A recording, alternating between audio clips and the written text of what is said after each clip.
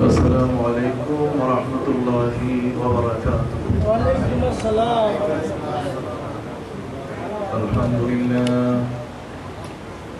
الحمد لله نحمده ونستعينه ونستغفره ونؤمن به ونتوكل عليه ونعوذ بالله من شرور أنفسنا ومن سيئات أعمالنا. من يهد الله فلا مضل له ومن يضلله فلا هادي له.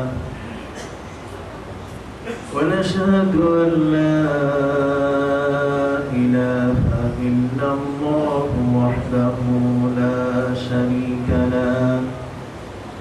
ونشهد أن سيدنا وحبيبنا وشفيعنا ونبينا وعظيمنا وطبيبنا وطبيب قلوبنا وطبيب ملتنا ومولانا محمدا عبده ورسوله صلى الله عليه وعلى آله وأصحابه وبارك وسلم. الذي أرسله بالحق بشيرا ونذيرا وداعيا إلى الله بإذنه وسراجا منيرا. أما بعد فقد قال الله تعالى في كلامه المجيد وفي الفرقان الحميد: أعوذ بالله من الشيطان الرجيم. بسم الله الرحمن الرحيم. إنما يعمر مساجد الله من آمن بالله واليوم الآخر وأقام الصلاة وآتى الزكاة ولم يخش إلا الله فعسى أولئك أن يكونوا مهتدين. وقال تعالى مخبرا وآمنا: إن الله وملائكته يصلون على النبي يا أيها الذين آمنوا صلوا عليه وسلموا تسليما. اللهم صل على سيدنا مولانا محمد وعلى آل سيدنا مولانا محمد. اللهم صل على سيدنا مولانا محمد وعلى آل سيدنا مولانا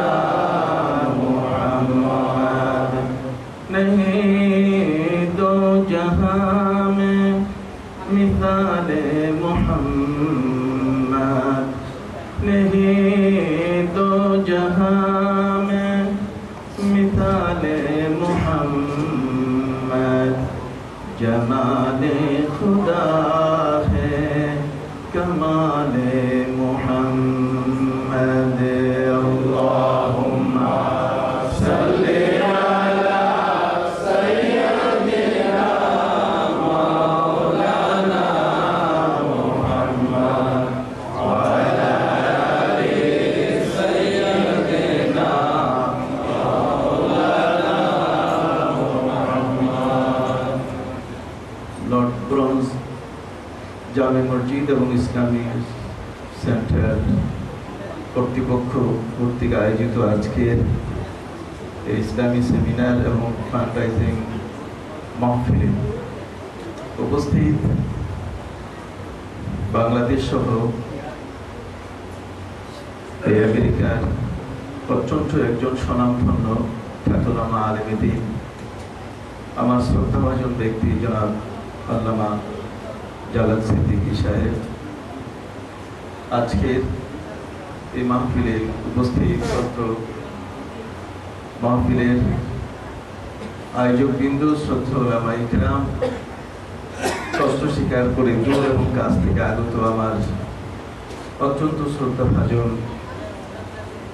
মুরব্বিয়ানে এজাম, সমবয়সী ভাইয়েরা, আমার স্নেহের কচিকাচা শিশু বন্ধুরা, পর্দার আড়ালে আমার বোনেরা, আল্লাহ পাক রব্বুল আলামিনের শানে আজিমে লাখো কোটি শুকর যে আজকের এই মহতি মোবারক জলসায় এসে উপস্থিত হওয়ার এবং বসার সুযোগ করে দিলেন এবং আল্লামা জালাল সিদ্দিকী সাহেবের মতো একজন স্বনামধন্য ব্যক্তির মুখে মূল ইসরা নবী করিম সাল্লাল্লাহু আলাইহি ওয়াসাল্লামের মেরাজের তাৎপর্য এবং রাসূল করিম সাল্লাল্লাহু আলাইহি ওয়াসাল্লামের অবস্থানগত বিষয়গুলো আমরা অত্যন্ত সূক্ষ্ম এবং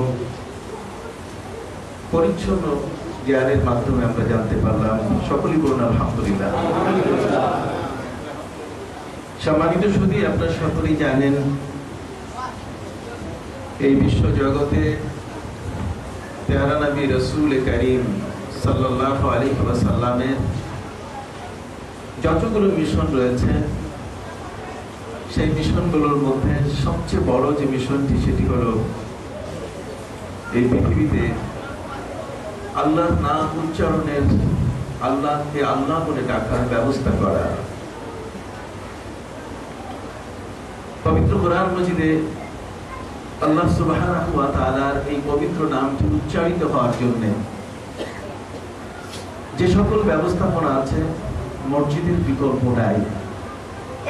মিনারায়, সূর্য মিনারায় উঠে বজ্র কণ্ঠে আল্লাহু আকবার ধ্বনি উচ্চারণ করে আল্লাহর নামকে চতুর্দিকে ছড়িয়ে দেয়া, এটি প্রতিটি মুসলমানের দায়িত্ব। যে কারণে আল্লাহ সুবহানাহু ওয়া তাআলা এই পৃথিবীতে সর্বপ্রথম তিনি মসজিদ প্রতিষ্ঠা করেছেন। পৃথিবীর সূচনা কাবা ঘর থেকে হয়েছে। জগতের মধ্যে সর্বপ্রথম যে বিষয়টির সূচনা হয়েছে সেটি হলো মসজিদ। মসজিদ দিয়ে এই পৃথিবী শুরু হয়েছে। আমরা সকলেই বলি আলহামদুলিল্লাহ। সম্মানিত সুধী, সর্বপ্রথম পানির উপরে সৃষ্ট ফেনার উপরে যে মাটি আল্লাহ সুবহানাহু ওয়া তাআলা তৈরি করেছেন, সহজ কথায় সেই মাটিটিকে শান্ত করার পর সর্বপ্রথম তিনি তার কাবা মুশাররফা, তিনি পবিত্র মসজিদ কাবা শরীফকে তিনি প্রতিষ্ঠা করেছেন। এই জন্যই পবিত্র কোরআন মজিদে ঘোষণা দেওয়া হয়েছে, ইন্না আউওয়ালা বাইতিন উদিআ লিন-নাসি লাল্লাযী বিবাক্কাতা মুবারাকান ওয়া হুদান লিল আলামিন। জগতের মধ্যে সর্বপ্রথম ঘর হলো কাবা। এবং হাদিস শরীফের মধ্যে আছে যে কাবার যে জমিনটির উপরে, সেই পবিত্র বাইতুল্লাহ যেই জমিনটির উপরে, সেই জমিনটিকে টেনে সারা পৃথিবীকে, গোটা পৃথিবীতে যত দিকে স্থলভাগ রয়েছে যেখানে মানুষের বিচরণ, যেখানে মানুষ হাঁটাচলা করছে, গোটা পৃথিবীর মাটিগুলো টেনে এখান থেকে লম্বা করে দেওয়া হয়েছে। এই ঘরখানা আমাদের জীবনের সাথে সম্পৃক্ত।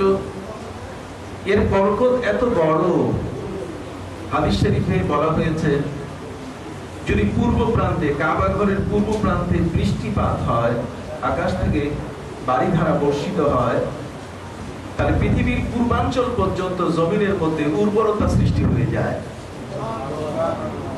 ঠিক এমনি করে কাবা ঘরের পশ্চিম দিক, পূর্ব দিক, উত্তর দিক, সেখানে দাঁড়িয়ে তার চতুর্দিকে যখন যেদিকে বৃষ্টি হয়, আল্লাহ পাক রব্বুল আলামিন সেই দিকের জমিনকে উর্বর করে দেন।